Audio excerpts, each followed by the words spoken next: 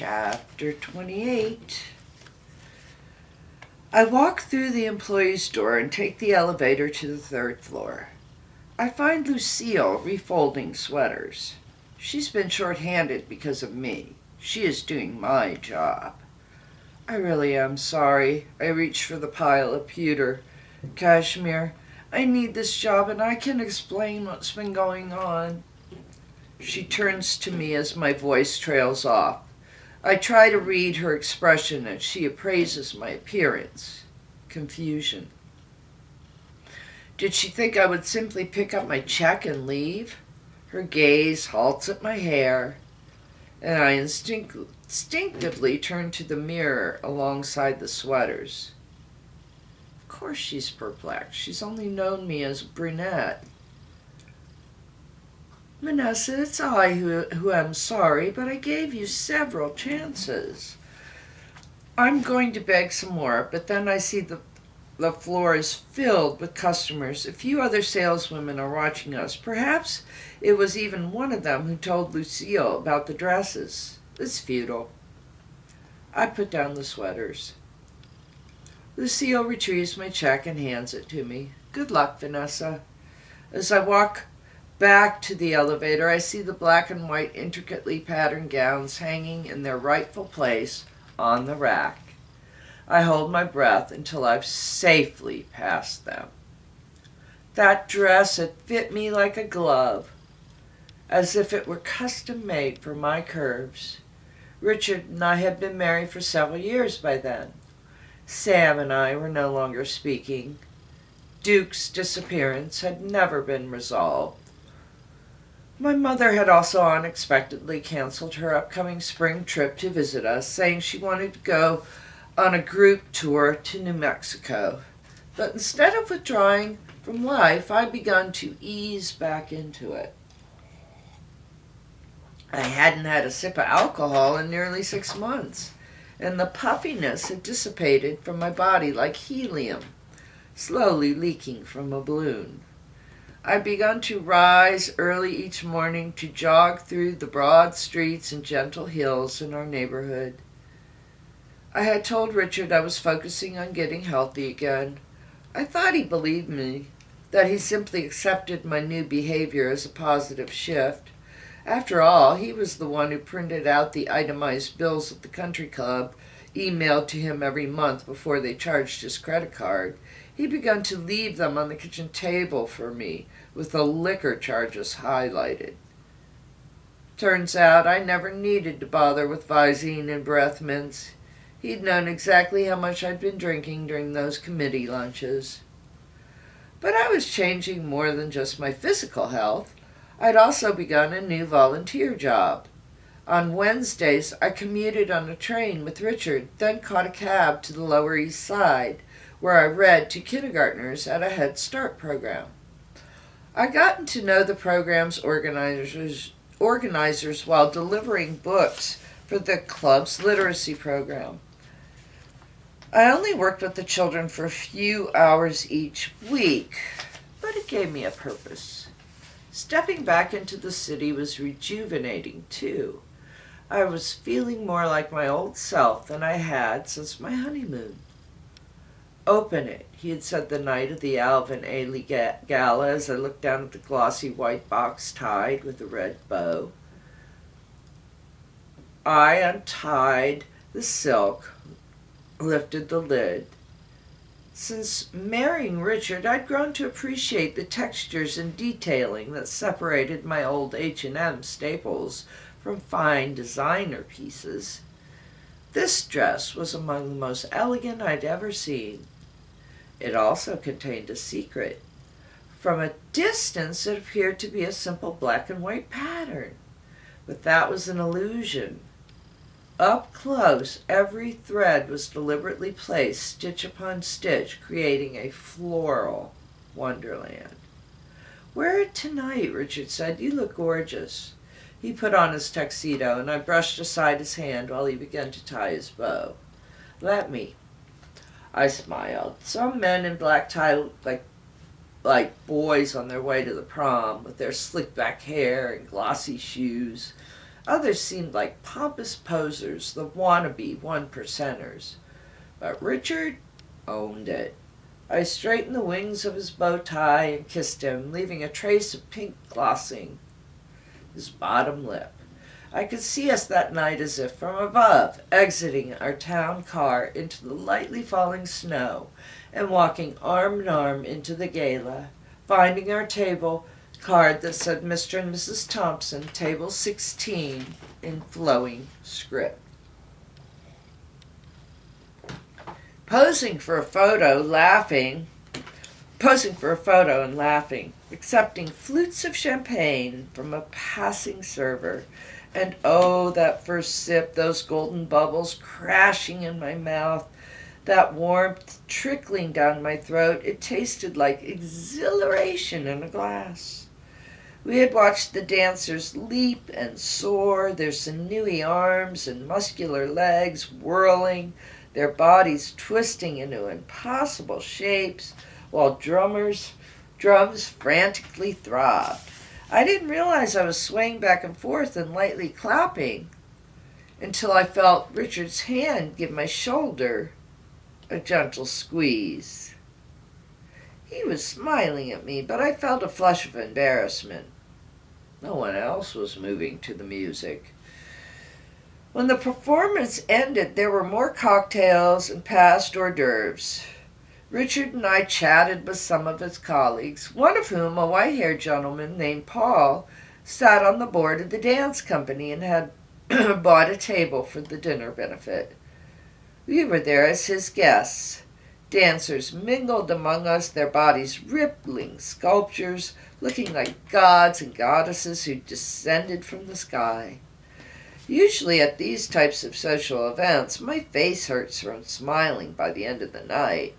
I always tried to look engaged and cheerful to compensate for my not having as much to say, especially in the dull silence following the inevitable question, the one strangers always think is so harmless. Do you have children? But Paul was different. When he asked what I'd been up to, and I mentioned volunteering, he didn't say how nice and seek out a more accomplished person. Instead, he asked, how did you get into that? I found myself telling him about my years as a preschool teacher and my volunteer work with Head Start. My wife helped get the funding for a wonderful new charter school not too far from here, he said. You should think about getting involved with it. Oh, I would love that. I miss teaching so much. Paul reached into his breast pocket and pulled out a business card. Call me next week. He leaned in a bit closer and whispered, when I say my wife helped with their funding, I mean my wife told me to write them a big check. They owe us a favor. His eyes crinkled at the corners and I grinned back. I knew he was one of the most successful men in the room, and that he was still happily married to his high school sweetheart, a white-haired woman who was chatting with Richard. I'll make introductions, Paul continued. I bet they can find a spot for you, if not now, maybe at the start of the school year. A waiter offered us glasses of wine from a tray, and Paul handed me a fresh one. Cheers to new beginnings. I'd misjudged the force of our glasses connecting. The delicate, thin rims collided with a crash, and I was left holding a jagged stem, while wine coursed down my arm. I'm so sorry, I blurted, as the waiter rushed back to me, offering his stack of cocktail napkins and removing the broken stem from my hand. Completely my fault, Paul said. I don't know my own strength. I'm the one who's sorry. Hold on, don't move. There's glass on your dress. I stood there while he plucked a few shards out of the fine knit, putting them on the waiter's tray. The conversations around us had halted for a moment, but now they resumed. Still, I felt everyone's heightened awareness of me. I wanted to melt into the carpet. Let me help, Richard said, coming to stand next to me, blotted my damp dress. Good thing you weren't drinking red. Paul laughed, but it sounded forced. I could tell he was trying to remove some of the awkwardness from the moment. Well, now I really owe you a job, Paul looked at Richard. Your lovely wife was just telling me how much she misses teaching. Richard crumpled up the napkin in his hand, putting it on the waiter's tray, and said, "Thanks," dismissing the man. Then I felt Richard touch the small of my back. "She's great with kids," he told Paul. Paul's attention was caught by his wife, waving him over. "You have my number," he told me. "Let's talk soon." The moment he left, Richard leaned closer to me. "How much have you had to drink, sweetheart?" His words were innocuous, but his body held an unnatural stillness. "Not that much," I said quickly. "By my count, you had 3 glasses of champagne and all that wine." His hand increased his pressure on my lower back. "Forget dinner," he whispered in my ear. "Let's head home." "But Paul bought a table. Our seats will be empty. I promise I'll stick to water." "I think it will be better if we left," Richard said quietly. "Paul will understand." I went to get my wrap. While I was waiting, I saw Richard approach Paul and say something, then clap him on the shoulder. Richard was making excuses for me, I thought, but Paul would perceive the subtext. Richard needed to get me home because I was far too tipsy to stay for dinner. But I wasn't drunk. Richard only wanted everyone to think I was. "All set?" Richard said to me when he returned. He'd already called for our car, which was waiting just outside the building. The snow was coming down more heavily now, even though our driver proceeded slowly through the most empty streets. I felt nauseated. I closed my eyes and leaned as far back against the door as my seatbelt would allow. I feigned sleep, but I'm pretty sure Richard knew I didn't want to face him. He might have let it go, let me walk upstairs and fall into our bed. But as I climbed the steps towards our front door, I stumbled and had to catch myself on the railing.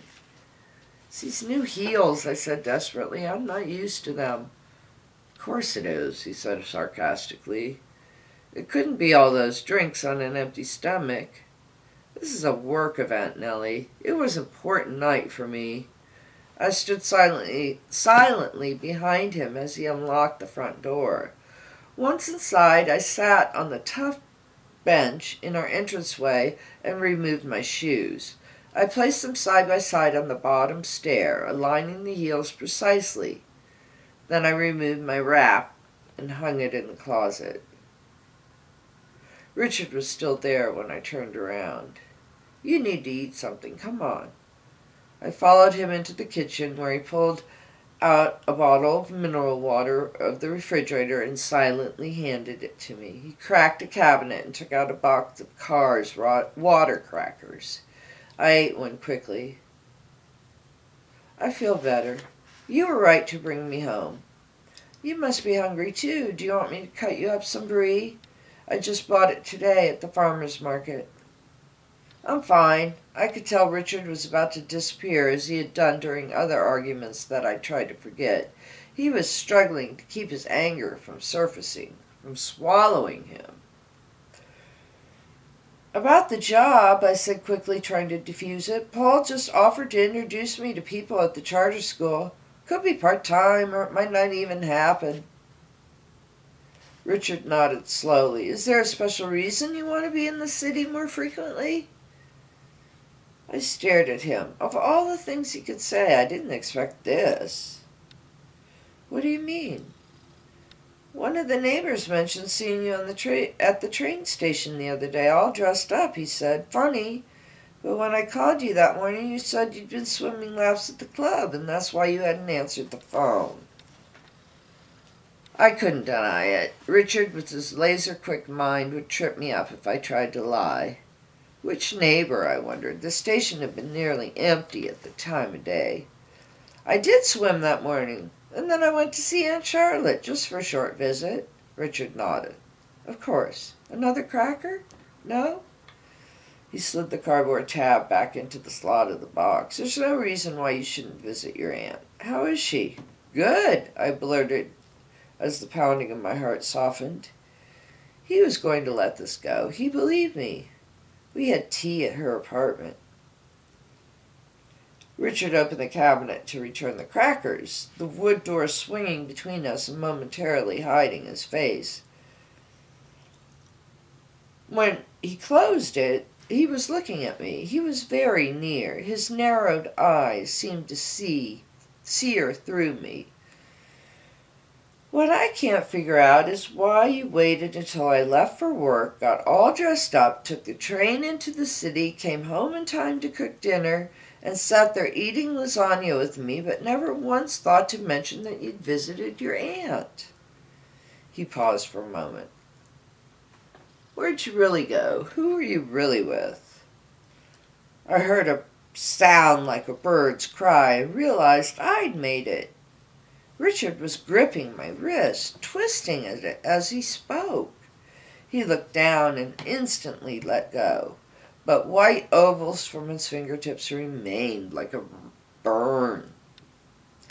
Sorry, he took a step back, ran a hand through his hair, exhaled slowly. But why the fuck did you lie to me? How could I tell him the truth? That I wasn't happy. That everything he'd given me wasn't enough. I'd wanted to meet someone to discuss my concerns about my marriage. The woman I'd sought out had listened intently to me and asked a few thought-provoking questions, but I knew one meeting with her wouldn't be enough. I was planning to sneak back into the city to see her again next month. But it was too late to conjure a plausible excuse for my deception. Richard had caught me. I didn't even see his open palm coming until it connected with my cheek with a loud crack. For the next 2 nights I hardly slept. My head throbbed and my throat felt raw from crying. I covered the scattering of bruises on my wrists with long sleeves and dotted extra concealer over the dark half-moons under my eyes. All I could think of was whether I should stay with Richard or try to leave him. Then, while I was attempting to read in bed but not absorbing any of the words on the page, Richard gently tapped on the open guest room door. I looked up to tell him to come in, but at the expression on his face, my words dissolved. He was cradling the cordless house phone. It's your mother. His face creased. It's Aunt Charlotte, She's calling because it was 11 o'clock at night, past the hour my aunt usually retired. The last time I talked to my mother, she said she'd been doing well, but she hadn't returned most of my recent calls. I'm so sorry, baby. Richard held out the phone, reaching for it. It was one of the hardest things I ever had to do.